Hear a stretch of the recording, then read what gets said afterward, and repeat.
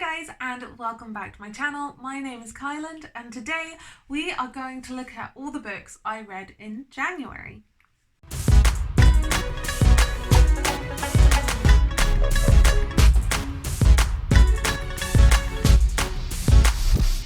So in January I read 12 books and I will have the breakdown right here.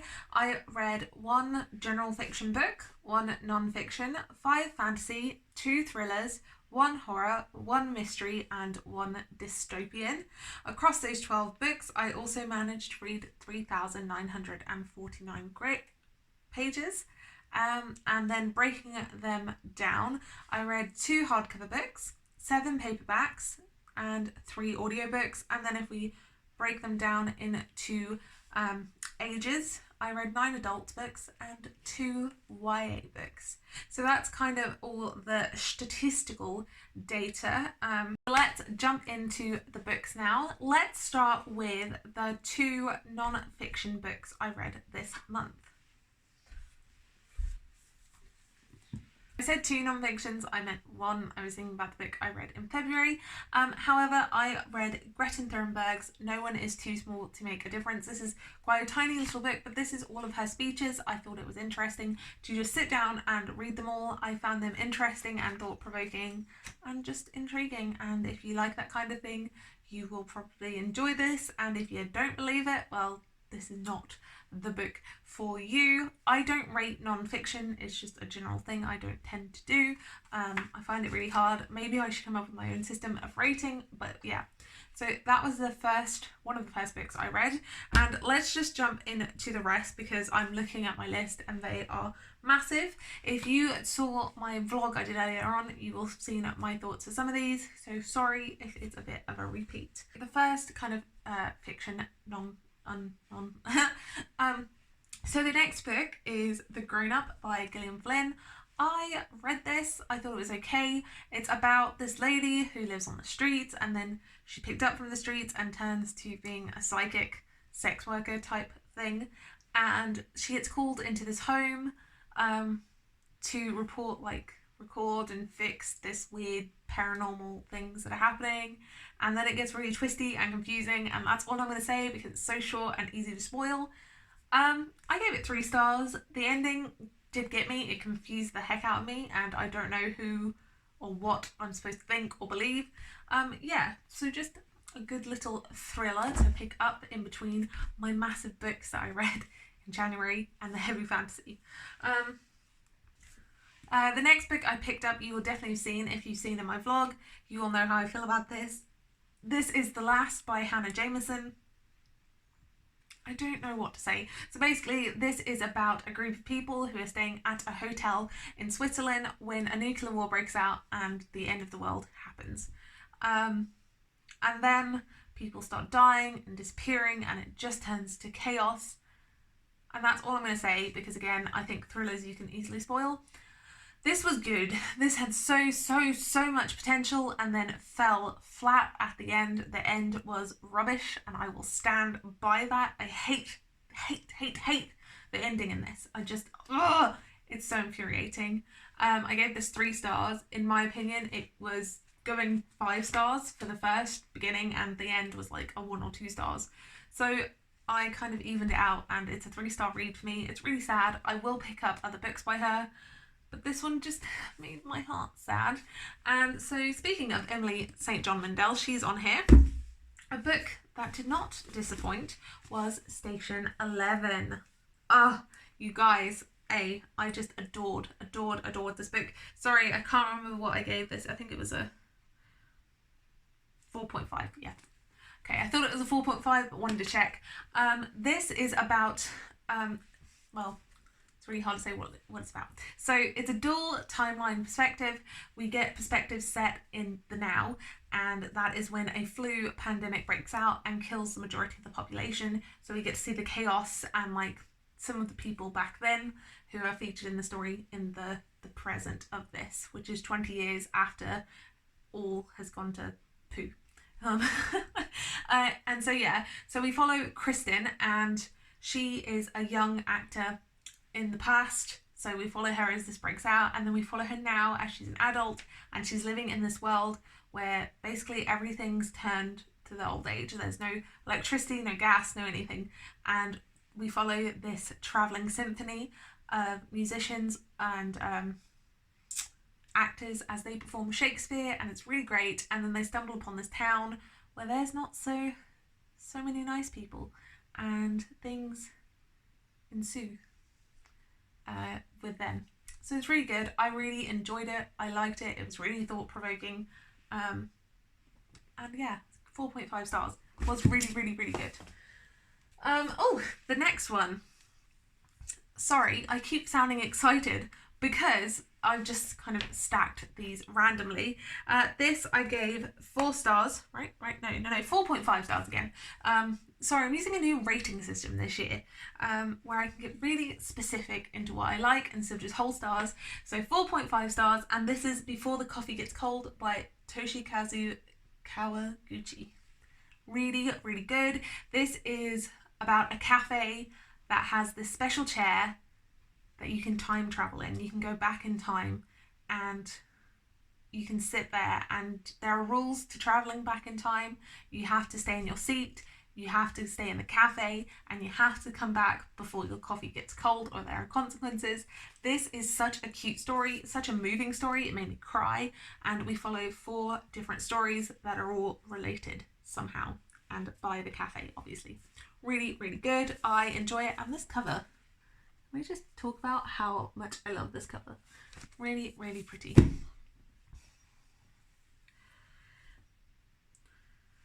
The next book I want to talk about, and that I finally read, I'm very proud that I finally read this because it's been on my shelf for years and I adored the film for years.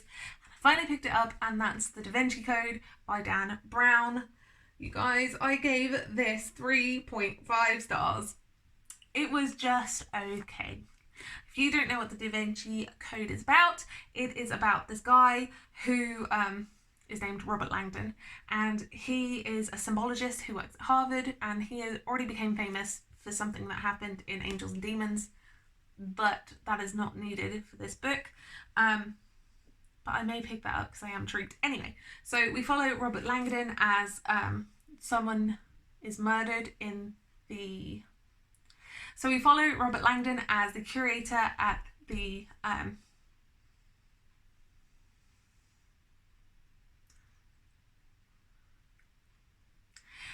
we follow Robert Langdon as he is whisked away by police because there has been a murder at the Louvre, and it turns out to be the curator. And there's just weird symbols and signs all pointing to this big giant mystery, and he has to solve it. And it's very good, it's very twisty, it's very, very interesting, very like symbol heavy, historically heavy, great. I just felt it dragged a bit at times. It needed all the information that was given to you, but it was a slow read. I'm still interested enough to at least pick up Angels and Demons. Probably not Inferno, because I am basing this off the films, but the film is just really weird, and I couldn't get through the first 20 minutes of it. But I do adore both of these films, and this book, not my favourite all the time, but not too bad either.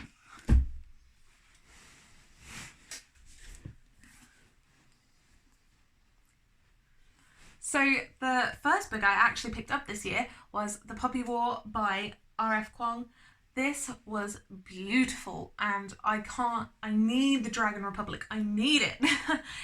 This was so good. So in this, we are following our main character, Rin, and she is a war orphan. She's growing up in not a great situation in an opium kind of, not ring, I guess. Her parents are, foster parents are opium smugglers, and she really wants to escape the life and the plan that is set out for her.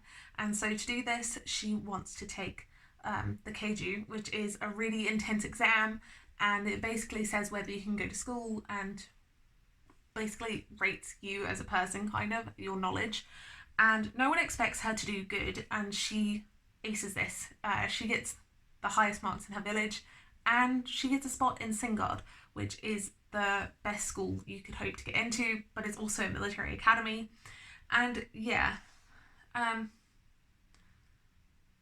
and in this we follow her, so I was trying not to spoil it because it is so good, and I think it's just really good.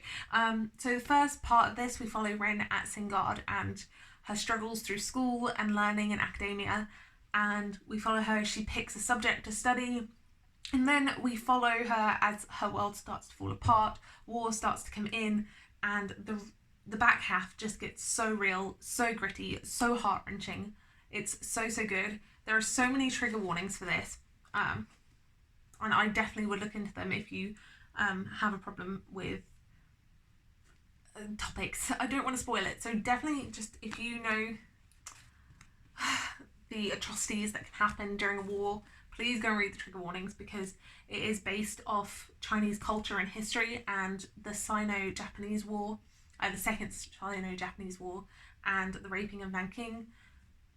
It's so harrowing and so good. I gave this 5 stars. I will reread this eventually. It just blew my mind. I absolutely adored this book. Another book I adored, and I didn't mention this in my haul, but this was given to me by one of my friends, and it's so special. It has a lot of meaning because of who it was from, and this is The Binding by Bridget Collins. In this, we follow a young man who has come down with an illness, and he's not really useful to his family anymore, and the bookbinder says, come and be my apprentice, and so he does. And that's all I'm going to say. It's about a bookbinder, it's about books, it's about life and love, and just, oh, it's so good, and I don't want to say much more. Again, I will link all of these down below in their kind of Goodreads, so you can go and read more or not if you want. I don't really like spoiling books, and this I think you should go into just knowing it's about a bookbinder, and it's really good, and I loved it. 5 stars. Guys, this book, I'm going to use my knee as prop. I read it. It's massive. I got it for Christmas. I was so happy to get it for Christmas because I really like Samantha Shannon's writing. And this is The Priory of the Orange Tree. This book was amazing. 5 stars. I loved it. In this, we are following Iad and I'm going to forget their names. Iad, Tane, and a couple of other people, as they navigate this world where dragons exist. Some dragons are good, some dragons are evil, some countries believe in worshipping dragons, some don't, some believe that they're just evil no matter what. And yeah, so it's just so good, and I'm trying to think of the best way to describe it, so give me a moment. We follow the House of Birthnet, which is kind of the main bit, and we follow Queen Sabrin, who is supposed to give an heir in order to protect the kingdom. We follow Iad, who has been assigned to protect Sabrin, and she rises to the prestigious position of Lady in Waiting, and is just protecting her with magic she's not meant to have. And then we follow Tiane, who is a dragon rider, and how all of these people interact and deal with what this world is throwing at them, and how their stories all come together. It's really great. I loved it. It is a chunk, and you do have to focus on it. I found it really difficult because I was helping my parents move this month, and I found it hard to concentrate. But as soon as I could focus and get in the mindset to read it, I devoured it chunks at a time. It was so good. It's calling for a reread. But alas, I don't think I will have any time anytime soon to reread this. But I loved it. It was 5 stars. Yeah. So, hi, hello, it's me again. Because I just forgot about the audiobooks that I read like a numpty because I don't have them physically. So I read In an Absent Dream by Shauna Maguire. In this one, we are following Lundy, and she is going to the, oh, it's not the Troll Kingdom. The Goblin Market. brain fart at the minute. So we follow Lundy and her story at the Goblin Market. I loved this. This has been my favourite one out of all the Wayward Children series. I love them. I think they're really quirky and fun and important, and they're just really good, and I tend to rate them about 3. Because they're just good. They're not mind-boggling for me. However, I rated In an Absent Dream 4 stars. It's my favourite out of all of them, and I just loved it, and I loved it. So good. And then I read Come Tumbling Down, which is also by Shauna Maguire, and this is following Jack again, Jack and Jill, and we're back in the moors, which was my least favourite book of theirs. I don't necessarily like the moors, but I must admit I did really enjoy Jack's relationships and seeing everyone thrust into a different world. It was really good. I loved it. It's great, and I gave that 3 stars. If you don't know, the Wayward Children series starts with Every Heart a Doorway, and it's all about these children who can go to different worlds. So they find those doors, they go through them, and they're taken to different worlds, and we follow them as they're at a school for people like them. Yeah, so it's really good. I enjoy the series. They're not my favourite series of all times, but they are a really enjoyable read. And then the last audiobook I listened to was The Monster of Elendhaven. I needed something one night while I was cooking and cleaning and things, and I turned this on, and this is by... oh no, I forgot her name. And this is by Jennifer Geisbrecht. I gave this 3.5 stars. This is really dark, really cute. It's like a horror-y love story. It's twisted, it's good, it's cute, it's queer. I loved it. It's definitely 3.5. It was just a really good, enjoyable listen to. Right, whew. You guys, I have been talking for so long. Why are you still here? Why are you still listening to my voice? Anyway, so let's break those down into the star ratings. So let's start with my unrated, and that's my non-fiction. I really need to come up with a system for rating non-fiction. So 1 non-fiction, and then I had 5 3 stars. So I had Come Tumbling Down, The Monster of Elendhaven, The DaVinci Code by Dan Brown, The Grown Up by Gillian Flynn, and The Last by Hannah Jameson. I only had 2 4-star reads in that. 3 4-star reads, my bad. 3 4-star reads. I had In an Absent Dream by Shauna Maguire, Station 11 by Emily St. John Mandel, and Before the Coffee Gets Cold by Toshikazu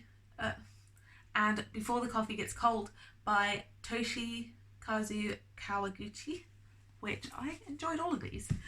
And then my beautiful 5 stars. I only had 3 5-star reads this month because I'm trying to be a little bit more critical, which is why I've gone to kind of a half-point system. And the first one was Priory of the Orange Tree by Samantha Shannon, The Binding by Bridget Collins, and The Poppy War by R.F. Kuang. These are my absolute favourites. I want to reread them. I just love these, and I think about these consistently, especially The Poppy War. These are so good. And yeah, what are some books you read in January? Let me know in the comments down below. And if you would like to see more bookish, travel or lifestyle content, smash that subscribe button down below. And yeah, I hope you all are having a great February, and I will see you soon with another video. Bye guys.